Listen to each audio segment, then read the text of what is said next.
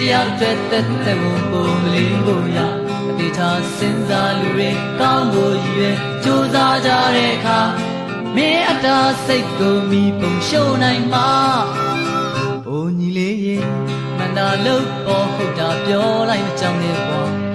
ရှင်တန်ချင်းရဲ့ပြေးဝတဲ့အနဲ့အတိတ်ပဲကိုမင်းပြီးပါမန်တရားအတွက်ကာကွယ်မရင်တွေကိုတိုက်ခိုက်ကြတဲ့အခါမင်းတနဲ့ဘဝကိုဆုံးလို့ထားနိုင်မှာယုံကြည်ပါမှန်တရား